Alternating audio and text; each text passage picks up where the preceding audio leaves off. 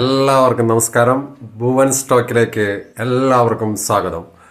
ഇന്ന് ഞാൻ ചർച്ച ചെയ്യുന്ന വിഷയം പുതിയ കാലത്തെ കുട്ടികളും സ്പോർട്സ് അല്ലെങ്കിൽ ഗെയിംസ് എന്നുള്ളതാണ്. ഇന്ന് പുതിയ കാലത്തിൽ ന്യൂജൻ അമ്മമാർ, പുതിയ കാലഘട്ടത്തിലെ അമ്മമാർ കുട്ടികളെ തീരെ കളിക്കാൻ വിടാറില്ല. അവർ കളിച്ച് മോശമായി പോകുമെന്നാണ് എല്ലാവരും ചിന്തിക്കുന്നത്. കാരണം കുട്ടികൾ കളിച്ച് കൂട്ടുകാരുമായി കൂടി പഠനത്തിൽ നിലവാരത്തിൽ പുറകിൽ പോകുമെന്ന് അവർ തെറ്റിദ്ധാരണ വെച്ച് പുലർത്തുന്നു. അതിൽ കുട്ടികൾ പുറത്തിറങ്ങരുത്, മഞ്ഞ് കൊള്ളരുത്, വെയിൽ കൊള്ളരുത്, കുട്ടികൾ പുറത്തിറങ്ങിയാൽ കാലിൽ മണ്ണ് പറ്റും, ഇങ്ങനെയൊക്കെയാണ് ഈ അമ്മമാരുടെ ചിന്തകൾ. പക്ഷേ പുതിയ കാലത്തിലെ കുട്ടികൾ ഈ കളിക്കാതിരിക്കുന്നത് കൊണ്ട് തന്നെ അവർക്ക് പല പ്രശ്നങ്ങളും ഉണ്ടാകുന്നു. ഉദാഹരണത്തിന് മൊബൈൽ അഡിക്ഷൻ അതിൽ ഒന്നാമത്തെ കാര്യമാണ്. പക്ഷേ കുട്ടികൾ കളിക്കാൻ ഏതെങ്കിലും ഒരു ഗെയിമിൽ കുട്ടികൾ പഠനത്തിന് ശേഷം എത്രയാണോ പഠനത്തിന് പ്രാധാന്യം കൊടുക്കുന്നത് അത്രയും തന്നെ പ്രാധാന്യം ഈ വിഷയത്തിൽ, അതായത് കളിയിൽ നിന്നും അവർ നേടുന്നുണ്ട്. 100% നിങ്ങൾ പഠനത്തിന് ചെലവാക്കുമ്പോൾ തന്നെ അതിന് അപ്പുറമോ അതിനോളം തന്നെയോ ഈ ഗെയിമിൽ കുട്ടികൾ സ്പോർട്സിൽ ഗെയിമിൽ പങ്കെടുത്താൽ അവർക്ക് നിലവാരം ഉണ്ടാകുന്നുണ്ട് എന്നുള്ള കാര്യം ന്യൂജൻ അമ്മമാർ അല്ലെങ്കിൽ ജെൻസി കുട്ടികൾ മനസ്സിലാക്കുന്നില്ല എന്നുള്ളതാണ് പരമമായ പ്രാധാന്യമുള്ള കാര്യം. സ്പോർട്സ് ഒരു മനുഷ്യനെ എങ്ങനെ ഡെവലപ്പ് ചെയ്യുമെന്ന് നമുക്ക് വെറുതെ ഒന്ന് പരിശോധിച്ച് നോക്കാം. ഒന്നാമത്തെ കാര്യം, എനിക്കറിയുന്നത് ഗെയിംസ് ക്രിക്കറ്റാണ്. ക്രിക്കറ്റ്, ഫുട്ബോൾ, വോളിബോൾ തുടങ്ങി അനേകം ഗെയിംസുകളുണ്ട്. ഷട്ടിൽ, ഏത് ഗെയിംസിൽ നിങ്ങൾ പങ്കെടുത്താലും അതിന് നിങ്ങളുടെ കുട്ടികളുടെ ഐക്യു കോഷ്യന്റ്, അതേമാതിരി തന്നെ ഇമോഷണൽ കോഷ്യന്റ് എന്നിവ ഡെവലപ്പ് ചെയ്യും. ഒന്നാമത്തെ കാര്യം, ഒരു ഗെയിമിൽ ഉൾപ്പെടുന്ന അയാൾക്ക് ആ ഗെയിമിനോടുള്ള അറ്റാച്ച്മെന്റ് കൊണ്ട് ഒരു ലക്ഷ്യം ഉണ്ടായിരിക്കും. ലക്ഷ്യം എന്ന് പറഞ്ഞാൽ, ഒരു ക്രിക്കറ്റ് കളിക്കുന്ന ആളാണെങ്കിൽ ആ എതിർ ടീമിൽ വരുന്ന കുറിച്ചും അല്ലെങ്കിൽ ആ എത്ര റൺസ് നേടി തൻ്റെ ടീം ജയിക്കും എന്നുള്ളതിനെക്കുറിച്ചും, ആദ്യം ബാറ്റ് ചെയ്യുകയാണെങ്കിൽ തങ്ങൾ എത്ര റൺസ് എടുക്കണമെന്നും, ആദ്യം തങ്ങൾ ബോൾ ചെയ്യുകയാണെങ്കിൽ തങ്ങളുടെ ടീം മറ്റേ ടീമിനെ എത്ര റൺസിനുള്ളിൽ ഔട്ടാക്കണമെന്നുമുള്ള ഒരു ലക്ഷ്യം ആ ടീമിലെ എല്ലാ അംഗങ്ങൾക്കും ഉണ്ടാവുകയും ആ ലക്ഷ്യബോധത്തെക്കുറിച്ച് അവർ തമ്മിൽ ചർച്ച ചെയ്യുകയും അങ്ങനെ ആ കുട്ടികൾക്ക്, ആ ഗെയിമിൽ പങ്കെടുക്കുന്ന കുട്ടികൾക്ക് ഒരു ലക്ഷ്യം ഉണ്ടാകുകയും ആ ലക്ഷ്യത്തിനായി അവൻ ഹാർഡ് വർക്ക് ചെയ്യുകയും ചെയ്യുന്നു. ഈ ലക്ഷ്യം ജീവിതത്തിലും സമൂഹത്തിലും അവന് ഈ സ്പോർട്സ് വഴി ഉണ്ടാകുകയും ആ ലക്ഷ്യത്തിലേക്കുള്ള ഹാർഡ് വർക്ക് ചെയ്യുന്നതിനുള്ള ഒരു ത്വര അവൻ്റെ ഉള്ളിലുണ്ടാകുകയും ചെയ്യുന്നു. ഇങ്ങനെ ആ ഗെയിമിനോടുള്ള ആ അറ്റാച്ച്മെന്റ് കൊണ്ട് അല്ലെങ്കിൽ ആ ഗെയിമിന് വേണ്ടിയിട്ടുള്ള അവൻ്റെ ഹാർഡ് വർക്ക് കൊണ്ട് അവൻ ജീവിതത്തിനും ഒരു ലക്ഷ്യം അവൻ ഉണ്ടാക്കാൻ അവന് സാധിക്കുന്നു. അതുപോലെ രണ്ടാമത്തെ കാര്യമാണ് പ്ലാനിങ്. എന്താണ് പ്ലാനിങ്? ജീവിതത്തിൽ എല്ലായ്പ്പോഴും ഒരു പ്ലാനിങ് ഉള്ള ആളുകളാണ് വിജയിച്ചതായി കണക്കാക്കുന്നത്. അതുപോലെ നമ്മൾ ഒരു ഗെയിംസ്, ഞാൻ നേരത്തെ പറഞ്ഞ ക്രിക്കറ്റ് തന്നെ ആയിക്കോട്ടെ, ഒരു പ്ലാനിങ് ഉണ്ടായിരിക്കും അല്ലേ? എന്തായിരിക്കും ആ പ്ലാനിങ്? എതിർ ടീം എങ്ങനെയുള്ള ആളുകളായിരിക്കും, അവരുടെ പ്ലാൻ എന്തായിരിക്കും എന്ന് നമ്മൾ ചിന്തിക്കും. നമ്മൾ അതിനുവേണ്ടി ഒരു സ്ട്രാറ്റജി തയ്യാറാക്കും. ആ ടീമിനെ എങ്ങനെ നമ്മുടെ പ്ലാൻ വഴി മറികടക്കാം, എങ്ങനെ വിജയം നേടാം, എങ്ങനെ സക്സസിലേക്ക് വരാം എന്നുള്ള ഒരു പ്ലാനിങ് ഉണ്ടാകും അല്ലേ? അപ്പോൾ എതിർ ടീമിലെ ബാറ്റ്സ്മാനെ എങ്ങനെ ഔട്ടാക്കാം, അല്ലെങ്കിൽ എതിർ ടീമിൽ നന്നായി ബോൾ ചെയ്യുന്ന ഒരു ബൗളർക്കെതിരെ എങ്ങനെ പ്രതികരിക്കാം, എങ്ങനെ അവൻ്റെ ബോളുകളെ പ്രതിരോധിക്കാം, അല്ലെങ്കിൽ ബൗണ്ടറി അടിക്കാം, അല്ലെങ്കിൽ സിക്സർ അടിക്കാം എന്നുള്ള ഒരു പ്ലാൻ, ഒരു ടീം പ്ലാൻ ഉണ്ടായിരിക്കും. അതുപോലെ ഇനി കളിക്കളത്തിൽ ആ പ്ലാൻ പ്രയോഗിക്കുന്ന സമയത്ത് എന്തെങ്കിലും ഒരു മിസ്റ്റേക്ക് സംഭവിച്ചാൽ ഒരു കൂട്ടായ്മയിലൂടെ അവർ ആ പ്ലാനിനെ മറികടന്ന് ഒരു പ്ലാൻ ബി തയ്യാറാക്കും. അത് തന്നെയാണ് നമ്മുടെ ജീവിതത്തിലും സമൂഹത്തിലും ഉണ്ടാകുന്നത്. കളിച്ചു വളരുന്ന കുട്ടികൾക്ക് ജീവിതത്തിലും ഒരു പ്ലാനിംഗ് ഉണ്ടാകും. നമ്മുടെ നാട്ടിൽ ഏറ്റവും കൂടുതൽ കുട്ടികൾ ആത്മഹത്യ ചെയ്യുന്നതിന് കാരണം അവർക്ക് ജീവിതത്തിനെക്കുറിച്ച് യാതൊരു പ്ലാനിങ്ങും ഇല്ലാത്തതാണ്.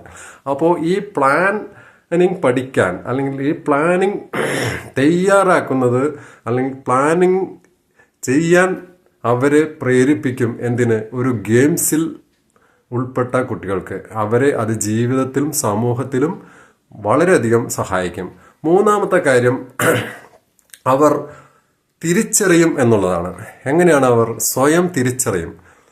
നേരത്തെ പറഞ്ഞ പോലെ എതിർ ടീമിലെ അംഗങ്ങൾ ആരൊക്കെയാണ്, ആ അംഗങ്ങൾക്കുള്ള പ്രത്യേകതകൾ എന്താണ്, അവരിൽ ആരാണ് നന്നായി ബാറ്റ് ചെയ്യുക, ആരായിരിക്കും ഓപ്പണിങ്ങിൽ വരിക, ആരായിരിക്കും ഈ ഗെയിം എൻഡ് ചെയ്യുക, ആരായിരിക്കും മിഡിൽ ഓർഡറിൽ കളിക്കുക, ആരായിരിക്കും ഇവരുടെ ടീമിനെ ഞാൻ കളിക്കുന്ന ടീമിന് ഏറ്റവും കൂടുതൽ നാശം വരുത്തുക എന്നിങ്ങനെയുള്ള ഒരു ചിന്ത അവരിൽ ഉണ്ടാകും. അതുപോലെ തൻ്റെ ടീമിൽ തൻ്റെ റോൾ എന്താണ്, താൻ എവിടെയാണ് ഫീൽഡ് ചെയ്യേണ്ടത്, താൻ ബാറ്റ്സ്മാൻ എന്ന നിലയിൽ തൻ്റെ പൊസിഷനിൽ താൻ എങ്ങനെ കളിക്കണം, അതുപോലെ താൻ ഒരു ബൗളറാണെങ്കിൽ താൻ എങ്ങനെ ബോൾ ചെയ്യണം എതിർ ടീമിനെതിരെ. അങ്ങനെ അവർ എൻ്റെ പോരായ്മ എന്താണ്, എനിക്ക് സ്ലിപ്പിൽ ഫീൽഡ് ചെയ്യുന്നതാണോ, ബൗണ്ടറിയിൽ ഫീൽഡ് ചെയ്യുന്നതാണോ, അതല്ല കവറിൽ ഫീൽഡ് ചെയ്യുന്നതാണോ, മിഡോണിൽ ഫീൽഡ് ചെയ്യുന്നതാണോ, അങ്ങനെ അല്ലെങ്കിൽ സെക്കൻഡ് സ്ലിപ്പിലാണോ തൻ്റെ പൊസിഷൻ, അങ്ങനെ ആ തൻ്റെ പൊസിഷൻ എവിടെയായിരിക്കും, തൻ്റെ പോരായ്മകൾ എന്താണ് എന്ന് കൃത്യമായി മനസ്സിലാക്കിയിട്ടായിരിക്കും ആ ടീമിലെ അംഗം എന്ന നിലയിൽ അവൻ ആ ടീമിൽ ഉൾപ്പെടുന്നത്. അതോടുകൂടി അവൻ്റെ കഴിവുകളെക്കുറിച്ചും അവന് ചെയ്യാൻ പറ്റാത്ത കാര്യങ്ങളെക്കുറിച്ചും അവൻ ഒരു സ്വയം തിരിച്ചറിവിൽ എത്തുന്നു. ആ സ്വയം തിരിച്ചറിവ് വളരെ പ്രധാനപ്പെട്ട ഒരു കാര്യമാണ് ടീം ഗെയിമിൽ. അതുപോലെ ജീവിതത്തിലും സമൂഹത്തിലും അവൻ ആ സ്ട്രാറ്റജി ഉപയോഗിക്കും. തൻ്റെ പോരായ്മകളെക്കുറിച്ചുള്ള സ്ട്രാറ്റജി, പോരായ്മകളെ എങ്ങനെ മറികടക്കാം എന്നുള്ള സ്ട്രാറ്റജി. അങ്ങനെ അവൻ്റെ പോരായ്മകളെ തിരിച്ചറിഞ്ഞ് സ്വയം തിരിച്ചറിഞ്ഞ് ടീമിന് വേണ്ടി പ്രവർത്തിക്കുന്ന ഒരംഗമായി ഈ സമൂഹത്തിൽ ജീവിക്കാൻ അവന് കഴിയുന്നു എന്നുള്ളതാണ് സ്പോർട്സ് നൽകുന്ന മറ്റൊരു പാഠം. മൂന്നാമത്തെ പാഠം എന്നുള്ളത് സമ്മർദ്ദങ്ങളെ നേരിടാൻ പഠിക്കും. എന്തൊക്കെ സമ്മർദ്ദങ്ങൾ ഉണ്ടായാലും, ഉദാഹരണത്തിന് ഓപ്പണിംഗ് ബാറ്റ്സ്മാൻ എന്ന് പറയുന്ന 2 പേരുണ്ടാവും ഒരു ടീമിൽ. അവർ ഓപ്പണിങ്ങിൽ അവർ വരുമ്പോൾ എതിർ ടീമിലെ ഏറ്റവും പ്രസിദ്ധരായ അല്ലെങ്കിൽ ഏറ്റവും വിനാശകരമായി ബോൾ ചെയ്യുന്ന ആളുകളായിരിക്കും ഇവർക്കെതിരെ ബോൾ ചെയ്യാൻ വരിക. അങ്ങനെ ബോൾ ചെയ്യാൻ വരുമ്പോൾ ഇവർ അനുഭവിക്കുന്ന ഒരു സ്ട്രെസ് ഉണ്ട്. അത് കളിക്കളത്തിൽ ഫസ്റ്റ് ബോൾ നേരിടാൻ നിൽക്കുന്ന ഒരു കളിക്കാരന് പറഞ്ഞാൽ മനസ്സിലാകും. അതുപോലെ ആരെങ്കിലും ഒരാൾ ഫസ്റ്റ് ബോളിൽ ഔട്ടായാൽ അല്ലെങ്കിൽ ആദ്യത്തെ ഓവറിൽ ഔട്ടായാൽ ടീമംഗങ്ങൾ ക്യാപ്റ്റനും അനുഭവിക്കുന്ന ഒരു ടെൻഷനുണ്ട്. അതിനെയാണ് സ്ട്രെസ് എന്ന് പറയുന്നത്. അതുപോലെ കുറഞ്ഞ സ്കോറിൽ ടീം ഔട്ടാകുകയാണെങ്കിൽ ആ ടീം അംഗങ്ങൾക്കിടയിൽ തോൽക്കുമോ എന്നുള്ളൊരു പരാജയ ഭീതി, ഒരു സ്ട്രെസ് അനുഭവപ്പെടും. അങ്ങനെ ആ കളിക്കളത്തിൽ അവൻ അല്ലെങ്കിൽ അവൻ്റെ ടീം അംഗങ്ങൾക്കിടയിൽ എത്ര സമയം കളിക്കുന്നു എന്നുള്ള ആ സമയങ്ങളിൽ അവൻ അനുഭവിക്കുന്ന ഒരു മനോഹരമായ സ്ട്രെസ്സുണ്ട്. ഈ സ്ട്രെസ്സിനെ മറികടന്ന് അവൻ വിജയം നേടുമ്പോഴുള്ള ഒരു സന്തോഷവുമുണ്ട്. ആ സ്ട്രെസ്സിന് എപ്പോഴും ഒരു വിജയിച്ചാലും തോറ്റാലും ആ സ്ട്രെസ് വരുത്തുന്ന ആ മാനസികമായ ഒരു ഘടനയുണ്ട്. ആ മാനസിക ഘടനയെ മറികടക്കാൻ ഈ ഗെയിംസുകൾ സഹായിക്കുന്നു.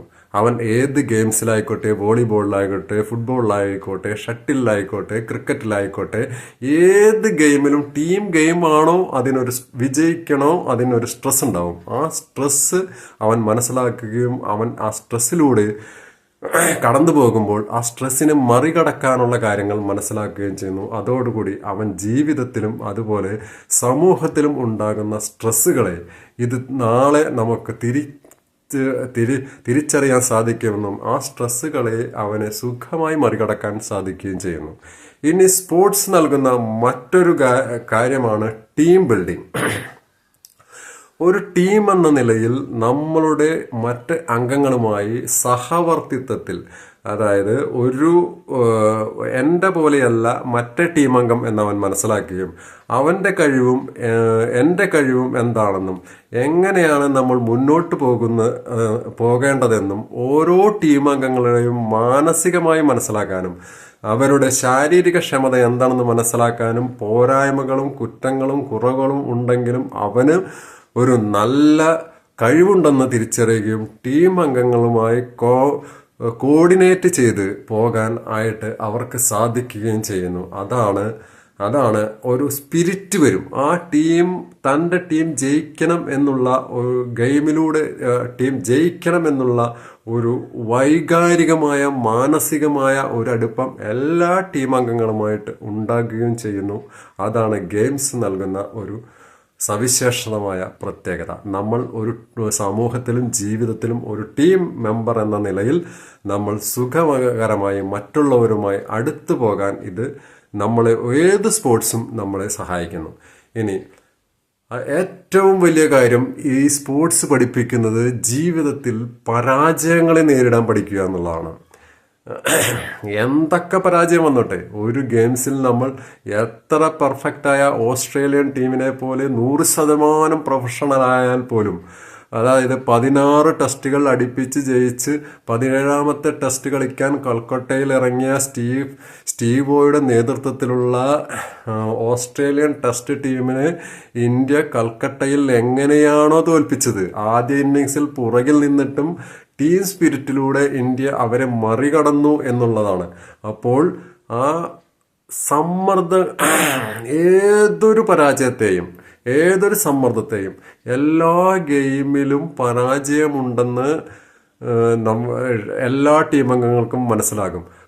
അപ്പോൾ എല്ലാ കളിയിലും നമ്മൾ വിജയിക്കുകയില്ല. ഒരു കളിയിൽ വിജയിച്ചാൽ അടുത്ത കളിയിൽ ചിലപ്പോൾ തോൽക്കാം. അപ്പോൾ പരാജയങ്ങളെ പറ്റി മനസ്സിലാക്കാൻ, പരാജയത്തിൽ എന്ത് സംഭവിക്കുന്നു, എന്തായിരിക്കും പരാജയത്തിൻ്റെ ഫീലിംഗ്, എന്താണ് വിജയത്തിൻ്റെ ഫീലിംഗ്, വിജയത്തിനെയും പരാജയത്തിനെയും ഒരേപോലെ സ്വീകരിക്കാൻ ഈ കുട്ടികൾക്ക് കഴിയുന്നു. അപ്പോൾ ഗെയിംസ് എന്ന് പറയുന്നത്, അല്ലെങ്കിൽ സ്പോർട്സ് എന്ന് പറയുന്നത് ജീവിതത്തിൽ ഒരിക്കലും മാറ്റി നിർത്തപ്പെടാത്ത അല്ലെങ്കിൽ മാറ്റി നിർത്തേണ്ട ഒരു സാധനമല്ല. എല്ലാ ന്യൂജൻ കുട്ടികളും, അല്ലെങ്കിൽ പുതിയതായി അമ്മമാരാകുന്ന, അല്ലെങ്കിൽ പുതിയ 4-5 വയസ്സുള്ള കുട്ടികളൊക്കെയുള്ള അമ്മമാരും എല്ലാവരും തന്നെ കുട്ടികളെ സ്പോർട്സിനായിട്ട്, അത് ഒരിക്കലും നിങ്ങൾക്ക് നഷ്ടമാകില്ല. കുട്ടികൾക്ക് ഇത്തരം ഐക്യവും ഇന്റലിജൻസ് കോഷ്യന്റും ഇക്യുവും ഇമോഷണൽ കോഷ്യന്റും ശാരീരികമായ ശക്തി വളർന്ന് ശാരീരികമായ ശക്തിയിലൂടെ മാനസിക വളർച്ച ഉണ്ടാക്കാനും കുട്ടികൾ സമൂഹത്തിൽ നല്ല ഉന്നത നിലയിലെത്താനും ജീവിത വിജയത്തിനും സ്പോർട്സ് നിർണായകമാണെന്ന് ഞാൻ നിങ്ങളോട് പറയുകയാണ്. നിങ്ങൾക്ക് ഈ വീഡിയോ ഇഷ്ടപ്പെട്ടു എന്ന് കരുതുന്നു. എല്ലാവർക്കും ഈ വീഡിയോ ശ്രദ്ധിച്ച എല്ലാവർക്കും എൻ്റെ മനസ്സിൽ നിന്നുള്ള സന്തോഷം പങ്കുവയ്ക്കുന്നു. നന്ദി, നമസ്കാരം. Thank you.